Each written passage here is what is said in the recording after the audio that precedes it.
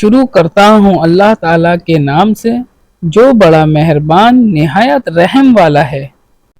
حدیث شریف حضرت عبداللہ بن عباس رضی اللہ عنہ فرماتے ہیں، ایک رات میں نے اپنی خالہ میمونہ بنت حارث رضی اللہ عنہا زوجہ نبی کریم صلی اللہ علیہ وسلم کے پاس گزاری اور نبی کریم صلی اللہ علیہ وسلم اس دن ان کی رات میں انہی کے گھر تھے۔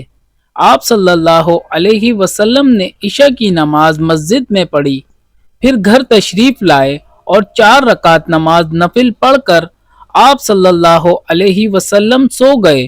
پھر اٹھے اور فرمایا کہ ابھی تک یہ لڑکا سو رہا ہے، یا اسی جیسا لفظ فرمایا۔ پھر آپ نماز پڑھنے کھڑے ہو گئے اور میں بھی وضو کر کے آپ کی بائیں جانب کھڑا ہو گیا تو آپ صلی اللہ علیہ وسلم نے مجھے دائیں جانب کھڑا کر لیا۔ تب آپ صلی اللہ علیہ وسلم نے 5 رکعت پڑھی، پھر 2 پڑھی، پھر آپ صلی اللہ علیہ وسلم سو گئے، یہاں تک کہ میں نے آپ صلی اللہ علیہ وسلم کے خراٹے کی آواز سنی۔ پھر آپ کھڑے ہو کر نماز کے لیے باہر تشریف لے آئے۔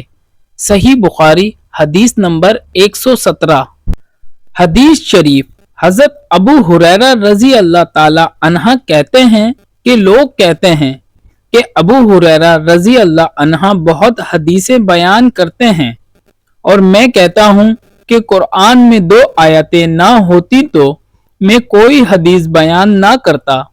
پھر یہ آیات پڑھی جس کا ترجمہ یہ ہے کہ جو لوگ اللہ کی نازل کی ہوئی دلیلوں اور آیتوں کو چھپاتے ہیں، آخر آیات رحیم تک واقعہ یہ ہے کہ ہمارے مہاجرین بھائی تو بازار کی خرید و فروخت میں لگے رہتے تھے اور انصار بھائی اپنی جائیدادوں میں مشغول رہتے، اور ابو ہریرہ رسول اللہ صلی اللہ علیہ وسلم کے ساتھ جی بھر کر رہتا تاکہ آپ کی رفاقت میں شکم پری سے بھی بے فکری رہے، اور ان مجلسوں میں حاضر رہتا جن مجلسوں میں دوسرے حاضر نہ ہوتے، اور وہ باتیں محفوظ رکھتا جو دوسرے محفوظ نہیں رکھ سکتے تھے۔ صحیح بخاری حدیث نمبر 118۔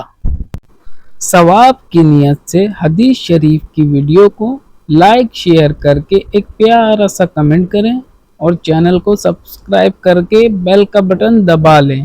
جزاک اللہ۔